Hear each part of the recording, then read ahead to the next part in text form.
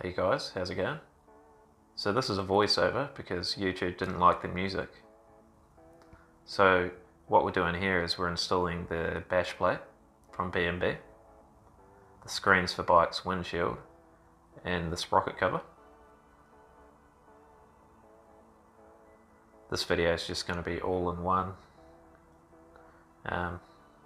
start to finish, so this will be the final mods video for the Dr650. So first thing you want to do is take that front engine mount out for the skid plate, and then you want to install those two brackets. So that's what I do. I'll pull that front engine mount out. There it is. You got some simple instructions there. And then there's the two brackets. You reinstall the engine mount, put some Loctite on, and maybe put a little bit of grease on that engine mount too, just to prevent surface rust if you want.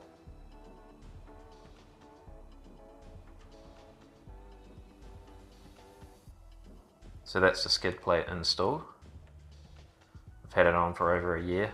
It's been really good. It might increase the engine noise a little bit, but it's barely noticeable. There's the 4 mounting points.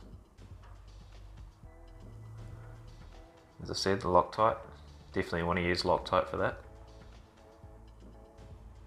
Alright, so here's the sprocket cover.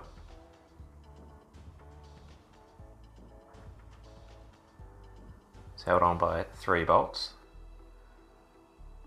This one actually comes with new Allen key type bolts, a little bit longer to accompany the thicker aluminium. There's the stock bolts there, and I'm just talking about how you leave everything in a pattern the way you took it off, but it turns out you don't need to with this because they're all the same length. So anyways, I chuck those bolts on.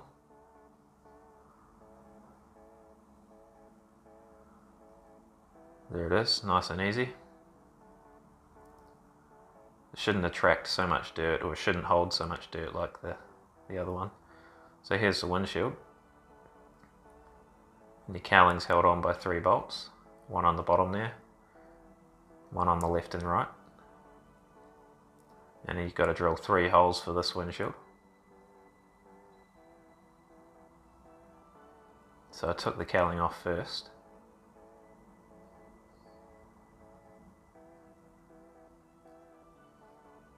Basically what I'll do is I'll tape the windshield onto the cowling, make sure it's nice and straight, just fit it on and eyeball it.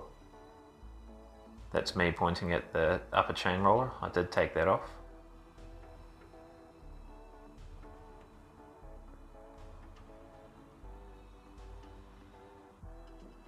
Alright, so there's the windshield with some tape on it, and I think it looks pretty straight. Haven't noticed it being crooked. And then I'll just use a pilot hole. Run some holes through first.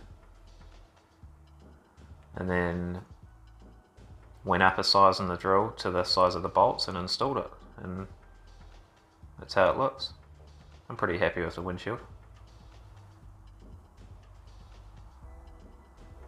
Alright, so what's next?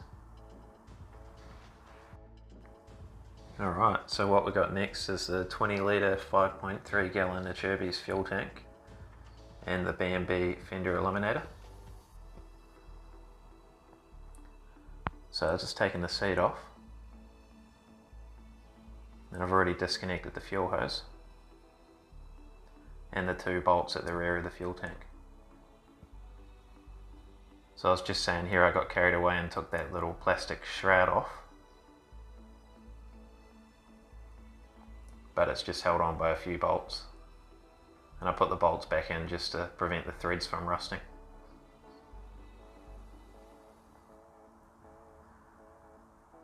So we'll take the fuel tank off.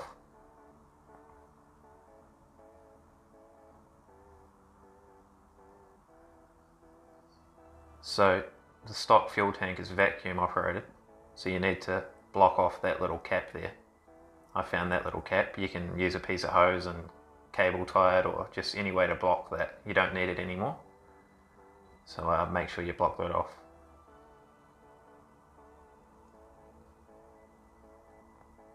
Alright, once that's blocked off, you can put your new fuel tank on.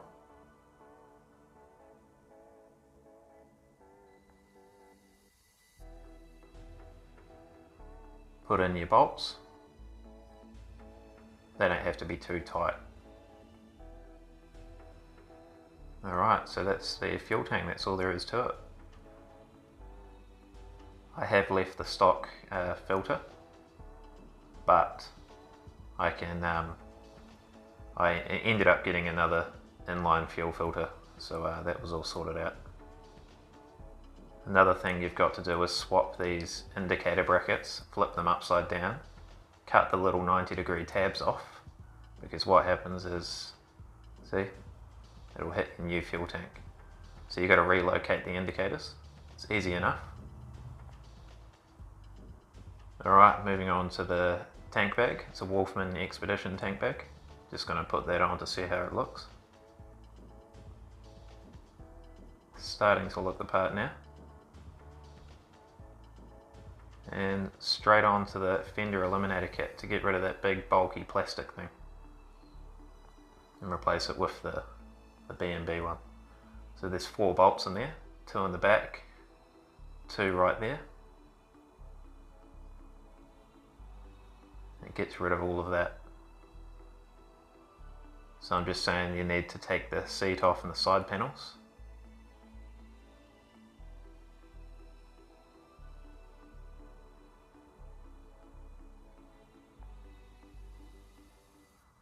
Alright, so this is me halfway through installing it, and I found a little problem. My bike has a big spot of weld, and as you can see it's not sitting flat.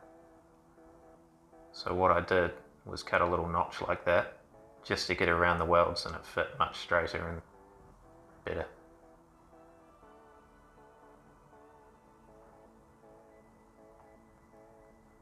So here I am marking it out. And then I just got the Dremel and basically just carved it out. As you can see, it's sitting up flatter now against the frame.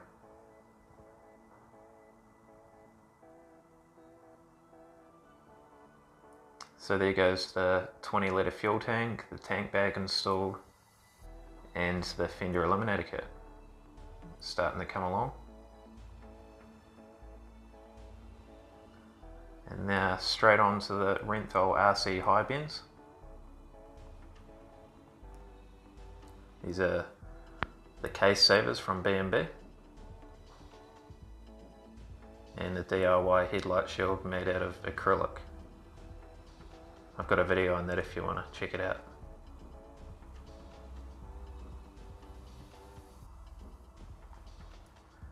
So we're just taking the bar end weights off the stock bars.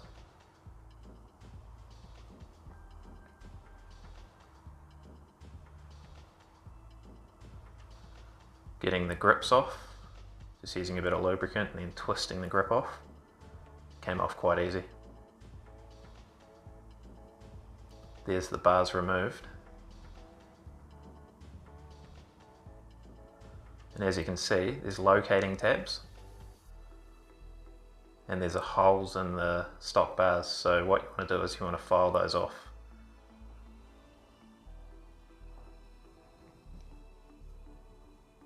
And then you can slide everything back on. These bars didn't make the cables too tight, it was just right.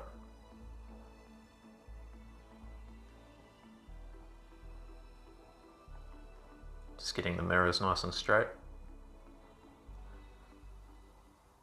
Tightening it all up. And there it is. If you look closer you can tell that it's a lot higher by looking at the front shroud of the bike. They sit at least 2 inches higher than the stock bars, and for me that's quite comfortable. Depends on how tall you are, I guess.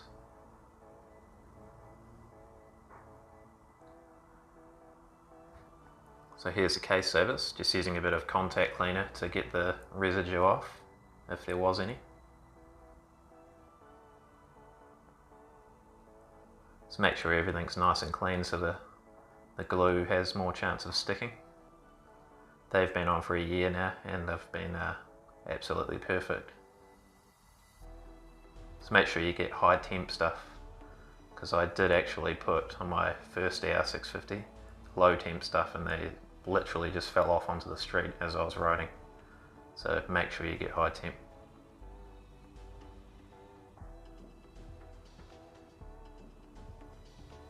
Just squeeze it on. Don't be scared to use a lot of it, because you can wipe it away with a wet cloth. It takes a while to dry. Then just put some tape on it so it doesn't slide down. Good to go. So now we're moving on to my DIY fender brace. Just used a piece of 3 or 4 millimeter aluminium plate.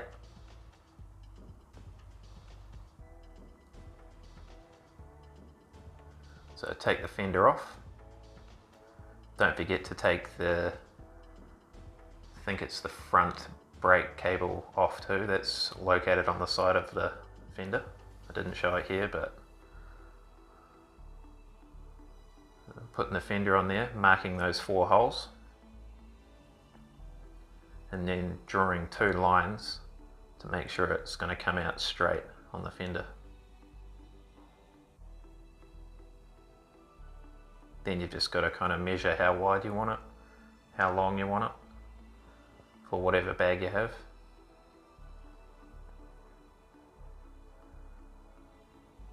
And then basically just draw out a shape that you like, and then start cutting it up.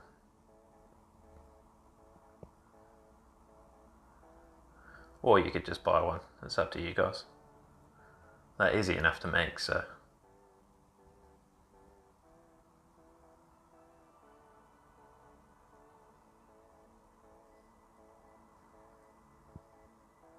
So that's roughly cut out, and there's a little bit tidier now. Just use a bench grinder, sandpaper, just to give it more of a brush look. I probably got a little bit carried away with this, but I was enjoying myself, so that's okay.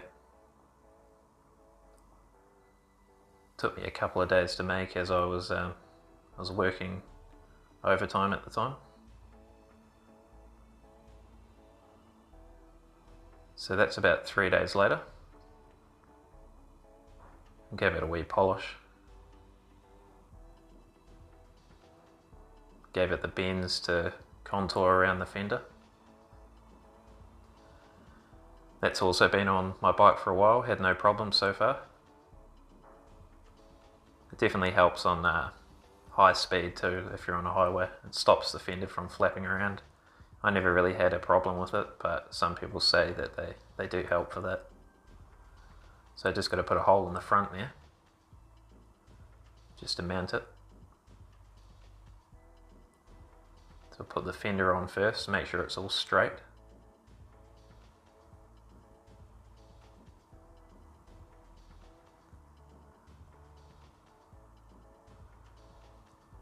Tighten everything up.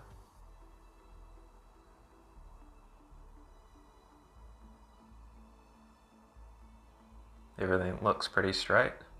So I've got this bolt from the actual bike. I can't remember what I took it off, but it was unused. So I put a hole in there. There it is, finished. Alright, so onto the VPS bark busters. I didn't do a video on the install, but they're pretty easy to install. I'm pretty sure you guys know how to do it. I chose the VPS just because they have the adjustable windshield. So what we're doing here is we're going to install the B&B frame guards and also the ram mount quick grip. Pretty simple stuff.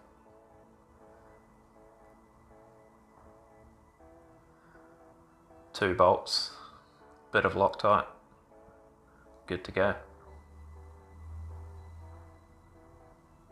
They help to stop your frame from rusting from your boots. You don't have to have them, but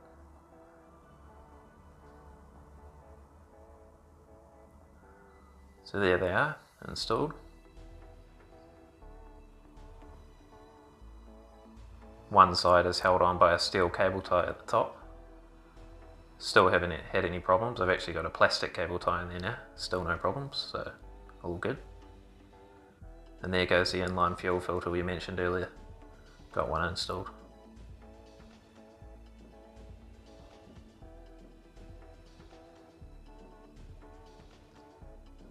So here goes the ram mount quick grip. I chose this because I trust it more than the X grip. And there goes the ball joint. It's about the only place I could find to put it. Still have that in the same place too, about 6 months later. So I'm just tightening it up.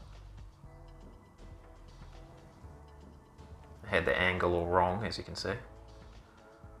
So I just pull it back a little bit. And it seems to work fine. Haven't lost a phone, so must be a good sign.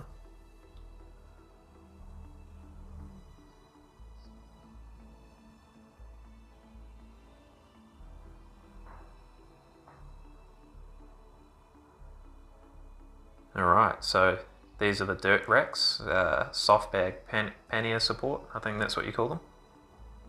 Had to make some spaces because my rear rack, which I installed too, forgot to video it. They wouldn't allow me to put them down flat. As you can see, the welds and the actual shape of the top rack wasn't right for the Pannier Racks. And I also had to make it clear that side panel. So I just, as you can see there, I cut it out with some aluminium plate, just like the front fender, with a hole saw, and basically space them out. Here I'm just mentioning that they don't have the rear support, so they might bend, but we'll soon see.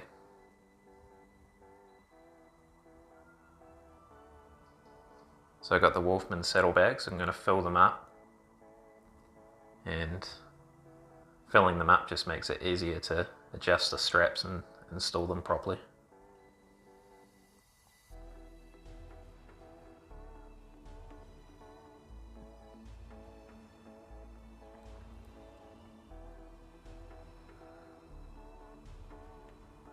So that's them full of sleeping bags and tents, etc.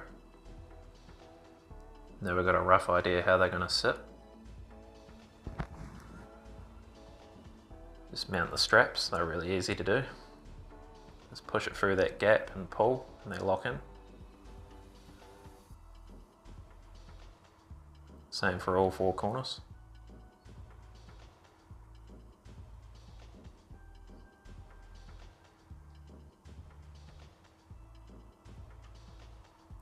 And there we are.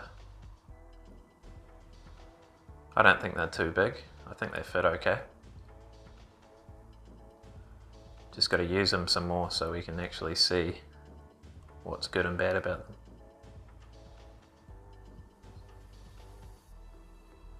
I've just got that top box on there for the camera stuff.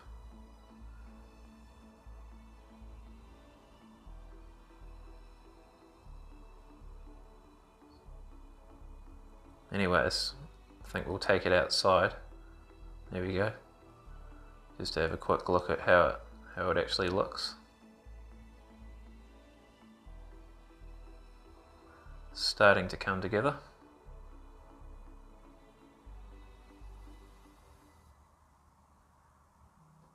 I wanted to put a rotopax between the racks, but there wasn't quite enough room.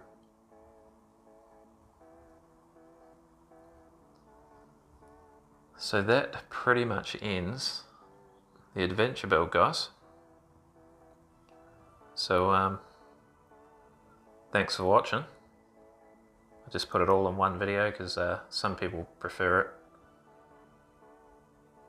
But yeah, as I just pointed there, I'm going to get a seat concepts.